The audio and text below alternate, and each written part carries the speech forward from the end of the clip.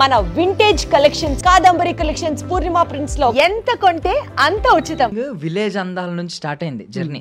Village అందాలు, tribal people, వాళ్ళ culture ఏంటి, వాళ్ళ హెరిటేజ్ ఏంటి, అవి చూపించడం మొదలు పెట్టారు. అక్కడ నుంచి స్టార్ట్ అయ్యి ఇప్పుడు దేశాలు, ఖండాలు వరకు వెళ్ళింది. సో ఆ టైంలో స్టార్టింగ్ లో ఉన్నప్పుడు మనకి ఈ అటవీ ప్రాంతాలు, ఈ కొండలు, ఇలాంటి చోట్ల ఏంటంటే యానిమల్స్ భయాలు ఉంటాయి.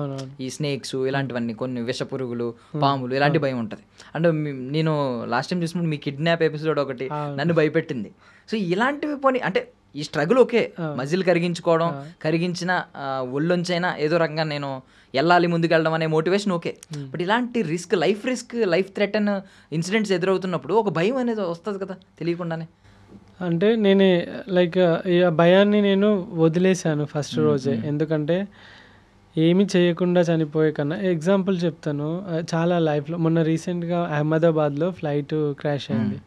సరే పాపం చేసిర్రు అంటే లైక్ వాళ్ళు ఫ్లైట్ కావాలని పోయి ఎక్కిర్రు అనుకుందాం, అట్లా చచ్చిపోయారు అనుకుందాం. ఇట్లనే మన లెక్కనే కూర్చొని నిమ్మలంగా ముచ్చట పెడుతున్నారు. సడన్గా వచ్చి ఫ్లైట్ పడాలి, హాస్టల్ వాళ్ళు కూడా చచ్చిపోయారు. చావు అనేది ఎక్కడ పోయినా వస్తుంది. ఇప్పుడు బైక్ మీద పోయేటోడికి వస్తుంది, ఆ పాపం వాడేం పాపం తెలియదు, వాడు కనీసం రోడ్డు పక్కన నడుచుకుంటూ పోతాంటే వెనకకి లారీ వచ్చి గుద్ది చచ్చిపోయిన వాళ్ళు చాలామంది ఉన్నారు కదా. సో చావు ఎట్లాగో వస్తుంది, ఒక రోజు వస్తుంది. వస్తుందని చెప్పేసి భయపడకుండా ఈ బతికినన్ని రోజులు లివ్ ద మూమెంట్ అంటారు కదా, ఈ మూమెంట్ని బతికిద్దాం చాలు. చనిపోయినా ప్రశాంతంగా హ్యాపీగా చనిపోతాం. ఏం సాధించకుండా డబ్బులన్నీ కూడబెట్టి కోట్లు అన్నీ బ్యాంకులో వేసుకొని 10, 20, 50 ఎకరాల జాగాలు కొనుక్కొని, ఫ్లాట్లు కొనుక్కొని, ఎకరాలు కొనుక్కొని, అవన్నిటిని కూడా అనుభవించకుండా చచ్చిపోతే అప్పుడు ఎంత బాధ అనిపిస్తుంది. లైఫ్ అంతా వేస్ట్ చేసుకొని హాస్పిటల్ బెడ్ మీద నువ్వు, ఒంట్లో శక్తి ఉండదు, ఓపిక ఉండదు, అకౌంట్లో డబ్బులు ఉంటాయి, సమయం ఉంటుంది, కానీ నడవలేవు, వాటిని ఖర్చు పెట్టలేవు. అలాంటప్పుడు ఈ సంపాదించిందంతా ఈ బెడ్ మీద పండుకొని పుట్నాలు బుక్కినట్టు గోళీలు బుక్కడానికి అనిపిస్తుంది కదా. నేను ఏమనుకున్నా అంటే నా లాస్ట్ బ్రీత్ బెడ్ పైన ఉండకూడదు, హాస్పిటల్ బెడ్ పైన అనుకున్నా. ఎందుకంటే 300 మందితో 10 రోజులు ట్రావెల్ చేసిన నేను. వాళ్ళ బాధలు, వాళ్ళ కష్టాలు, వాళ్ళ సాక్రిఫైజెస్ అన్నీ విన్నప్పుడు అనిపించింది నేను ఇలా బ్రతకొద్దు అనుకున్నా. అన్నీ బంద్ చేసి కొత్తగా బయటకు వచ్చేసి. సూపర్. సో ట్రైబల్ పీపుల్ నుంచి మొదలు పెడితే వాళ్ళ నమ్మకాన్ని సంపాదించుకోవడం అంత సులువు కాదు. మీరు ఎవరినైనా, ఎంత పెద్ద బిజినెస్ మ్యాగ్నెట్నైనా ఒక ఫిగర్ చూపించో, ఒక నెంబర్ చూపించో, లేదంటే వాడికి నీ వల్ల ఉపయోగపడుతుంది, మన వల్ల ఉపయోగపడుతుంది అనుకున్నప్పుడు వాడే మన దగ్గరికి వస్తాడు. బట్ ట్రైబల్ పీపుల్ అలా కాదు. వాళ్ళ నమ్మకాన్ని గెలవాలంటే చాలా కష్టం. ఊరికే నమ్మరు కదా ఎవరు పడితే వాళ్ళ నుంచి. మీరు ఎలాగా అంటే వాళ్ళని ట్యాకిల్ చేయడం అనేది ఒక టాస్క్. స్టార్టింగ్ ఎలాగా అంటే నేను అక్కడికి ఎలా రీచ్ అవుతాను, సైకిల్ పైన రీచ్ అవుతాను. ఎప్పుడైతే సైకిల్ పైన రీచ్ అవుతానో వాళ్ళు ఆ సైకిల్ చూస్తారు. ఫస్ట్ ఏంటంటే నేను ఒక మంచిగా షర్టు, ప్యాంటు, టీషర్ట్ వేసుకొని వాళ్ళ దగ్గరికి వెళ్ళిపోయినా అనుకోండి, ఒక మనిషిలాగా చూస్తారు. అంటే వీడు ఎవడో అన్నట్టు చూస్తారు. వాళ్ళకి ఏంటంటే ఒక క్యూరియాసిటీ వస్తుంది. నేను సైకిల్ పైన ఎవడు వీడు, సైకిల్ ఏంది, ఇట్లా సైకిల్ మీద ఏడుకొచ్చిండు, స్కిన్ చూస్తే వేరే కలర్ ఉంది, వాళ్ళది ఒక స్కిన్, మనది ఒక స్కిన్, అట్లా ఉంటుంది. ఎక్కడ ఇదేంది, ఇది అంతేందని చూస్తారు. ఫస్ట్ వాళ్ళే వస్తారు మన దగ్గరికి.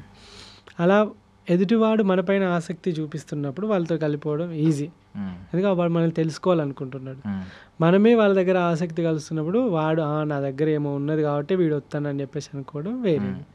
సో ఏంటంటే ఇక్కడ ఏం జరుగుతుందంటే సైకిల్ పైన ఎక్కడో రోడ్ల పైన రైడింగ్ చేసుకుంటే వైల్డ్లోకి వెళ్ళి వస్తూ ఉంటే వాళ్ళకి ఎగ్జైటింగ్ అనిపిస్తుంది. కూర్చొని మాట్లాడినా, లేకుంటే వాళ్ళ ఇంట్లోకి పోయినా కూడా, వాళ్ళు ఏమైనా ఇచ్చినా కూడా, ఏం చేసినా కూడా నాకు పెద్దగా ట్రస్ట్ గెయిన్ చేసుకోవాల్సిన పని ఉండదు బికాజ్ ఆఫ్ సైకిల్. అక్కడ అలాంటి ఏరియాల్లో ఏదైనా అద్భుతమైన ఫుడ్ తిన్న ఫీలింగ్ ఇప్పటికైనా ఉందా? వాళ్ళ ఫుడ్ ఎలా ఉంటుందంటే మన లెక్క ఇక మసాలాలు ఉండవు, ఉప్పులు ఉండవు, కారాలు ఉండవు. ఒక రా మీట్ ఎట్లుంటుందో అట్లా ఉంటుంది. లైక్ మంగోలియా చూసుకుందాం. మంగోలియాలో నాకు చాలామంది వండి పెట్టిర్రు. జస్ట్ నీళ్ళల్లో రైస్ వేసిర్రు, మటన్ వేసిర్రు, మటన్ మొత్తం వేసేసిర్రు, మంచిగా ఉడికిచ్చిర్రు, తీసుకొచ్చి పెట్టిర్రు. అది నాకు లైక్ ఎంత రాప్ టేస్ట్. ఇప్పుడు మనం చాలామంది మందు తాగుతారు. ఎగ్జాంపుల్ చెప్తాను, మందు తాగుతారు. ఒక వోడ్కా అనుకుందాం, దానికి ఒక టేస్ట్ ఉంటుంది, దానికి ఒక ఫ్లేవర్ ఉంటుంది, వాడు తయారు చేసి అక్కడ పెడతాడు. నువ్వు పోయినవు, దానిలో థమ్స్అప్ పోసినావు, కోకోకోలా పోసినావు, మొత్తం దాని టేస్ట్ అంతా తీయగా వేసుకొని తాగినావు. అంటే నువ్వు టేస్ట్ని చంపేసి వేరే టేస్ట్, అదే థమ్స్అప్, కోకోకోలా తాగినట్టే ఉంటుంది కదా.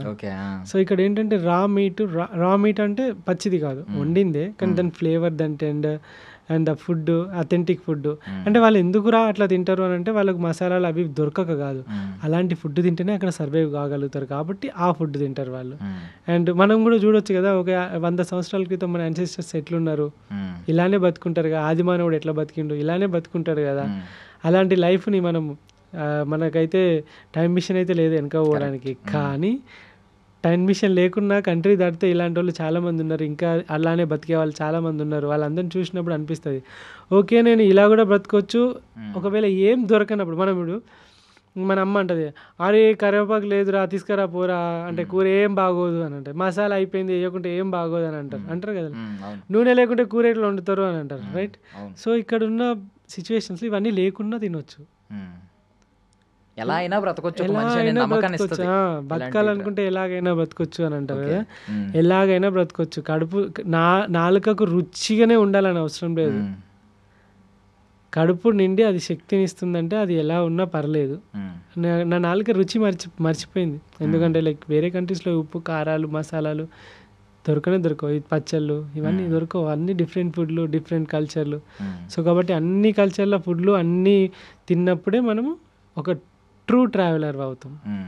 కరెక్ట్. సో ఇప్పుడు సినిమాల్లో చూపిస్తూ ఉంటారు, ఇంకా కొంతమంది మాట్లాడుతూ ఉంటారు, అంటే కొన్ని తెగలు ఇంకా ప్రపంచాన్ని చూడలేదు అసలు, వాళ్ళకి ఎప్పుడు అంటే మనం తప్పుగా అనట్లేదు, ఇది సామెత వాడుతున్నాను కానీ బావిలో కప్పలు అంటారు, అంటే బయట ప్రపంచం తెలియదు, అంటే అది నెగిటివ్గా మాట్లాడలేదు. కొన్ని తెగలు ఇంకా ఉన్నాయి భూమి మీద, బయట ప్రపంచం తెలియదు, ఈవెన్ వాటర్ అనే టర్మ్ కూడా వాళ్ళకి తెలియదు.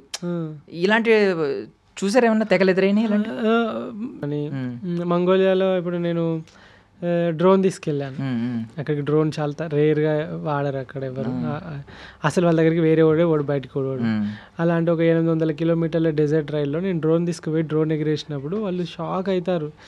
వాళ్ళ ఇల్లుని వాళ్ళు ఎప్పుడు పైనుండి చూసుంటారు కదా, అర్థమైందా, వాళ్ళ ఊరిని వాళ్ళు ఎప్పుడు పైనుండి చూసుంటారు కదా, వాళ్ళకి ఆ డ్రోన్ చూపెట్టి ఇట్లా కెమెరా ఇట్లా చూపెట్టి ఎగురుతూ ఉంటాయి అని ఓ చాలా హ్యాపీగా ఫీల్ అవ్వడం. వాళ్ళందరికీ అది వాళ్ళ మొబైల్ ఏమైనా ఉంటాయి కూడా వాళ్ళకి అవి ఫుటేజ్ ఇవ్వడము, అవన్నీ చూపెట్టినప్పుడు వాళ్ళు అసలు మనకు తెలియదు అలాంటిది ఒకటి.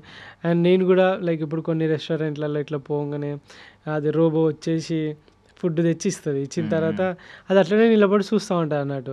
అరే ఇదేంది ఇట్లా చూస్తాను, నాకు ఫస్ట్ టైం జపాన్లో ఏంది ఇంకా చూస్తాను పోతలేదు అని అంటే అక్కడ థ్యాంక్ యూ ఇట్లా దాన్ని క్లిక్ చేయాలి, థ్యాంక్ యూ అని చెప్పేసి క్లిక్ చేస్తేనే పోతాను, అంటే ఇట్లా క్లిక్ చేయగానే థ్యాంక్ యూ అని పోతుంది.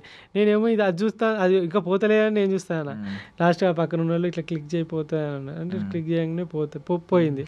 సో లైక్ ఇవన్నీ different kind of experiences, like టెక్నాలజీతో పోల్చుకున్నా లేకుంటే మొత్తం వెనక టెక్నాలజీ లేకుండా ఒక ఇండియా ఒక 100 సంవత్సరాల క్రితం ఎట్లుందో మంగోలియా అట్లా ఉండేది అన్నట్టు. ఏం కంబోడియా కూడా కొంచెం అంత డెవలప్డ్ కాదు, అది కూడా కొంచెం వెనకాల ఉన్న కంట్రీయే. సో ఈ యొక్క ట్రైబల్స్ని కలిసినప్పుడు ఇప్పుడు గుర్రం పాలు తాగినావు ఎప్పుడైనా? లేదు నేను గుర్రం పాలు తాగినా. లైక్ ఒకసారి పాము తినాల్సి వచ్చింది, మొత్తం పాము మొత్తము, కొన్నిసార్లు తేలు. సో ఇలాంటి different kind of foods, different kinds of గుర్రం పాలతోటి వాళ్ళు అది చేస్తారు, ఉరుక్ అని అంటారు. అది ఒక పర్మెంటెడ్ ఆల్కహాల్ లాగా ఉంటుంది, ప్రోబయోటిక్ ఫుడ్ అన్నట్టు. అది డ్రింక్ కూడా ఉంటుంది, తాగితే ప్రోబయోటిక్ మస్తు ఉంటుంది, స్టమక్ హెల్త్ అంతా గట్ హెల్త్ చాలా బాగుంటుంది. అలాంటివి ఇప్పుడు కొరియాలో చూసుకుంటే కిమ్చి అని చెప్పేసి ప్రోబయోటిక్. మనం ఎట్లనైతే మనకు ప్రోబయోటిక్ ఉంది ఏంటంటే పెరుగు, మనం ఎట్లనైతే పెరుగు తింటాం వాళ్ళు ఎవరు పెరుగులు తినరు, అస్సలు తినరు, ఎవరు ఎక్కడ చూడలే నేను. సో అలా డిఫరెంట్ కైండ్ ఆఫ్ ఫుడ్లు కల్చర్లు ఓకే ఇవి ఇట్లా కూడా ఉంటాయి అంటే ప్రజలు ఏదో ఒకటి తయారు చేసుకొని ఉన్నారు, ఒక్కొక్క కంట్రీలో ఒక్కొక్క లాగా ఉన్నారు అని చెప్పేసి. ఇప్పుడు కంబోడియా లాంటి కంట్రీలో కుక్కలను వియత్నాం కంబోడియా కుక్కలను కాల్చుకోగా చూసిన కుక్కలు ఏంటంటే మన మేఘాలయ మన పైన మేఘాలయ పైన ఈ అటు నాగాల్యాండ్లో కూడా కుక్కలను తింటారు, పాములను తింటారు మన వాళ్ళు, కప్పలను అన్నిటినీ తింటారు. సో దట్ లైక్ అది మనం రెస్పెక్ట్ చేయాలంతే, ఎప్పుడు ఫుడ్ని గలీజ్ అని ఎప్పుడు అనకూడదు అన్నట్టు. ఇవన్నీ నేర్చుకున్నా, ఏది దొరికినా తినేసి లైక్ మరీ అంత వైల్డ్ ఏం తినలేదు, బట్ ఏది దొరికినా తినేసి లైక్ సర్వైవ్ అవ్వడము, ఇలా కూడా బ్రతకొచ్చు అని చెప్పేసి. కొన్నిసార్లు ఒంటరిగా 1000 కిలోమీటర్ల రైడ్, ఇదంతా నేర్పిస్తుంది కదా లైఫ్. అంటే నువ్వు జర్నీ చేస్తున్నావు అని అంటే ఆల్వేస్ బస్సులో ఎక్కి ఫ్లైట్లో ఎక్కి సిటీలో దిగి హోటల్లో వండి ఆడున్న ఫేమస్ ప్లేసెస్ చూసి మళ్ళీ సిటీ ఎక్కి అట్లా కాకుండా రియల్ సైడ్ ఎక్కడ ఉంటుంది, విలేజెస్లో ఉంటుంది. రియల్ సైడ్ ఎక్కడ ఉంటుంది, రోడ్ల పైన ఉంటుంది. రియల్ సైడ్ ఎట్లుంటుంది, ట్రైబల్స్ ఇలాంటి ప్లేసెస్లో ఉంటుంది. సో రియల్ సైడ్ని ఎక్స్ప్లోర్ చేయాలంటే నువ్వు నడవాలి, లేకుంటే సైక్లింగ్ చేయాలి.